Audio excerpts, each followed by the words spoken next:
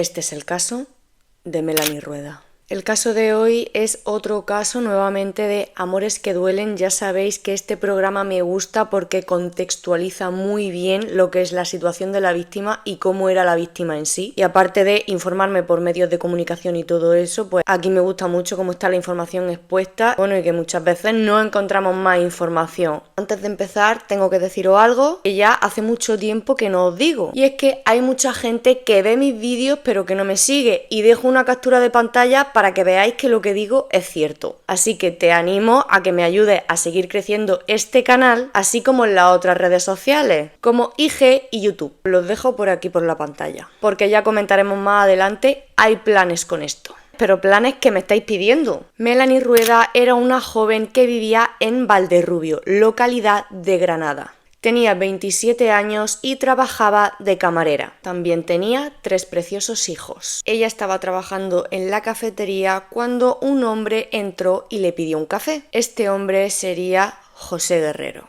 Ella al principio no estaba interesada, pero él no dejaba de insistir y acudir a la cafetería y tal. Poco a poco se fueron conociendo y finalmente Melanie se enamoró. Ella estaba muy sorprendida de que José se hubiera fijado en ella porque tenía 3 hijos. Claro, esto él lo tenía que aceptar. Pensaba que bueno, que se había fijado en ella y no en otra chica que no tuviera cargas familiares. Así que ella dio por sentado, como hubiera dado cualquier persona, de que los sentimientos que José tenía hacia ella eran profundos y muy reales. Decía que era un hombre muy guapo y que le gustaban mucho sus ojos. Pero más adelante empieza a ver una faceta oscura y controladora. Y ocurre lo que muchas veces pasa en estos casos, y es que Melanie no reconoce estas señales. Recordemos que esto es muy normal, sobre todo al inicio de una relación, o cuando empezamos a tener dependencia emocional por una persona. De hecho, escribí mi libro con este objetivo, con el objetivo de que las jóvenes sobre todo supieran reconocer estas señales. Melanie cuenta que un día ella se fue a Granada a hacer unas compras y eso. Él la llamó en plan que qué hacía, que qué tenía que hacer ella en Granada, que con quién estaba. Ella, estoy haciendo cosas, comprando. Y cuando regresó al pueblo, estaba en la entrada de dicha localidad esperándola con el coche. Empezó a olerla y a preguntarle de dónde vienes, con quién has estado, qué has estado haciendo. A continuación vino como una especie de disculpa diciendo que es que se ponía muy nervioso, que es que ya lo habían engañado con anterioridad. Ella pensó lo que muchas personas pensamos al principio de una relación: ya le demostraré con el tiempo que él sí que puede confiar en mí. Y a quien no le haya pasado alguna vez esto, que levante la mano, porque es más común de lo que nos creemos. Ella lo identificaba como que José la quería mucho, pero esto era una conducta de control. Con el tiempo se van a vivir juntos y deciden ampliar la familia. Tenían muchas ganas de tener un hijo en común. Más adelante hubo una escena un poco desagradable cuando ya estaban viviendo juntos, que a raíz de lo que se hace en muchas parejas, que se pone un fondo en común. En este caso, hace unos años, pues era dinero en efectivo y se dejaba guardadito en un sitio de la casa. En este caso, Melanie lo dejaba guardado en un bote dentro de un armario de la cocina. Y le dijo a él: mira, aquí está el dinero en común, por si en algún momento necesitas saber dónde está ese dinero. El dinero destinado a los gastos comunes. Y un día Melanie fue a coger ese dinero para lo que sea y resulta que el dinero había desaparecido. Le pidió explicaciones y él le pegó el primer guantazo. Ella se quedó perpleja, él se fue y luego volvió. Le dijo: encima de que has hecho esto, encima me has pegado. Y él le dijo: ahora sí. Y entonces le pegó de nuevo. Melanie comenzó a sentir muchísima vergüenza. También algo muy común cuando estamos ante este tipo de situación. Contaba que a partir de ahí se perdió el respeto y aquí ella ya se empieza a culpar, pensando que quizás si ella cambiaba parte de su comportamiento esto se solucionaría. Otra cosa común que pasa en estas situaciones de violencia de género, que la víctima piense que está en su control hacer que él no la trate así. Él llegó a decir que tenía problemas con el alcohol y que por eso se ponía violento. y que por favor que lo ayudara. Y él, por supuesto, lo que está haciendo es victimizarse. Aquí Melanie se responsabiliza y cree que la solución es ayudarlo. Melanie era una chica normal, pues que le gustaba ponerse guapa, arreglarse, y él cuando la veía maquillada le decía que parecía un payaso. No podía soportar que se arreglara ni que se pusiera guapa. De hecho, llegó un momento en el que Melanie, antes de irse a trabajar, tenía que agacharse para que él viera si agachándose se le veía el tanga. Porque por supuesto para él eso de llevar tanga era de ser mujeres fresquillas, vamos a dejarlo ahí. Por supuesto tampoco podía ponerse pantalones ajustados, etc. Melanie dejó de tener vida fuera. Contó que iba a ir a un concierto que además tenía muchísimas ganas de ir, pero que él le dijo que no iba a ir a ese concierto. Finalmente ella fue y él la siguió. Y le montó el pollo, la cogió del pelo, le pegó. La gente le recriminaba, pero a él le daba exactamente igual. Melanie volvió a sentirse culpable. Empezó a pensar que no debería haber ido. Se volvió más introvertida y no contaba nada. También cuenta que había veces que ella se escondía de él para que no la agrediera. Y en una de estas ocasiones, estando embarazada de 5 meses, le pegó patadas en la barriga, en la cara, la llamó Puzo, que quién se creía que era, que no sabe cómo ese día cogió fuerzas y llamó a sus padres. Cuando acudieron allí se la encontraron inconsciente, la madre dijo que tenía que denunciarle, pero ella no quería. Que como decía su abogada, las víctimas no quieren denunciar a su agresor porque siguen teniendo dependencia emocional. Bueno, después de esto él llegó, empezó a victimizarse diciendo que era un mierda, que eso no se hacía. Y es que insisto, desde fuera esto parece muy fácil, pero desde dentro no lo es. Y así lo cuentan en este capítulo también. Que la víctima se vea con fuerzas para salir de su situación requiere tiempo. Si los demás presionamos, la víctima se aísla y va hacia atrás. O sea, estamos consiguiendo lo contrario a lo que queremos. La familia insistía en que se separara y denunciara. Él empieza a manipular, muestra su mejor cara, se victimiza.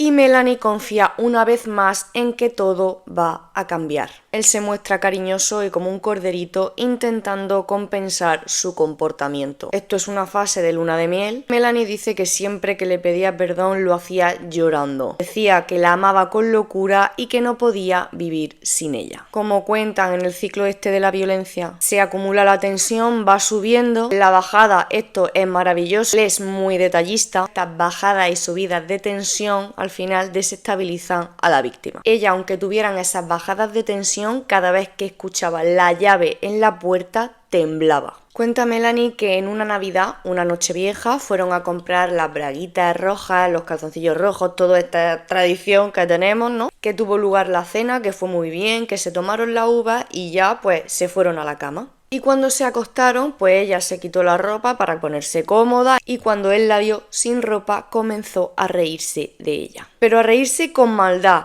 con crueldad, metiéndose con ella y humillándola mientras estaba embarazada de su hijo. Ella se fue a otra habitación súper triste después de esta humillación, se encontraba fatal y de hecho esperaba pues que él en algún momento fuera como a disculparse o algo, pero que va, no lo hizo. Y chicas, chicos, esta violencia psicológica muchas veces es lo que más nos duele. Así lo cuenta Melanie, que un tortazo después el dolor se te va, pero el daño que hace aquí y aquí, eso no se olvida fácilmente. La autoestima al final se va deteriorando. Melanie llegó a sentir que ella no valía nada y que le debía agradecimiento. Un día, en una de las broncas, por llamarlo de alguna manera, empezó a pegarle patadas en la barriga y ella se asustó muchísimo porque no sentía al niño. Afortunadamente, el niño nació y nació bien. También cuenta que su hijo nació en febrero, que poco más adelante era su cumpleaños, el cumpleaños de Melanie. Así que en este cumpleaños ella estaba muy feliz. Él se comportaba bien y de hecho empezó a pensar que todo lo de la violencia había quedado atrás, que ya era cosa del pasado. Pero no. Melanie es víctima de la manipulación y cree que tiene la obligación de ayudar a José. Ella se echaba la culpa. Finalmente llegó el momento en el que ya ni siquiera por ella misma, pero sacó fuerza por sus hijos para dejar la relación. Ya a partir de ahora podemos imaginarnos lo que pasa. Él no aceptaba esta ruptura y comienza a acosarla. Empieza a hacerle llamadas hasta las tantas, casa, trabajo, le mandaba flores, le decía que iba a hacer que hiciera una locura, como quitarse la vida con una cuerda, por ejemplo. Vamos, ya un chantaje emocional nivel top. Estas personas personas son especialistas en eso. Y un día le dijo que al final acabaría con su vida. Que cogería un objeto cortante y que la raja de arriba abajo. Y el 1 de octubre de 2007, Melanie fue a dejar a su hijo en la guardería. Estaba en la puerta. Le dijo que tenía que hablar con ella y ella le dijo que no. Melanie se fue en su coche y se paró en un stop. Y de repente la embisten por detrás. ¿Quién era? Pues José. Por supuesto. Bajó del coche, ¿qué ha hecho? ¿Qué ha hecho? Y él le dijo, ay, perdón, lo siento, venga, vamos a hacer el parte amistoso, tal. Vamos, que él se va para su coche, va a la guantera, Melanie pensando que iba a sacar los papeles del parte, cuando la agarró por la cintura y comenzó a golpearla con un martillo. Melanie relató que sintió muchísimo dolor, que sentía cómo le crujía el cráneo. Pidió la mano, ella se la dio, claro, empezó a gritar auxilio y escuchó «déjala, déjala», pero él siguió. Se fue y la dejó ahí. Cuando llegó la Guardia Civil, Melanie estaba inconsciente y dijo que había sido su expareja. Más tarde, un bar llamó a la Guardia Civil y dijo que había un cliente que estaba diciendo que había terminado con la vida de su mujer. Fueron allí, le dijeron quién era, se acercaron y empezó a decir que no sabía lo que había hecho, que era un mierda, y lo trasladaron a dependencias de la Guardia Civil. 2 policías fueron al hospital donde Melanie estaba ingresada y al principio ella ni siquiera quería decir su nombre. Cuando le dijeron que ya lo habían detenido, entonces fue cuando lo dijo. Melanie se dio cuenta de que era una mujer maltratada cuando se vio en la camilla del hospital. El 3 de julio de 2009 lo condenaron a 16 años y 4 meses. Sin comentarios. Melanie dice que fueron 2 años muy difíciles y que cuando llegó el día del juicio ya no lo veía como aquella persona de la que se había enamorado, a la que ella había querido, sino que ya lo veía como una persona que había intentado quitarle la vida. De hecho, su abogada le dijo que si quería una mampara, pero ella dijo que no. Quiso verlo y al mirarlo dijo que no lo reconocía. Después de 6 años, este hombre empezó a salir de permisos. Y Melanie fue condenada a ella a revivir todo lo que había pasado cada vez que salía. Gracias a ella y a su abogada consiguieron que le pusieran la pulsera telemática y esto al principio le dio tranquilidad, pero en algunos permisos la pulsera dejó de funcionarle. Una vez porque no recargaba, otra porque se le perdió un componente del dispositivo, otra por no responder las llamadas desde el centro Cometa. Las incidencias eran culpas del reo, pero esto no constaba para los responsables de autorizar o no los permisos penitenciarios.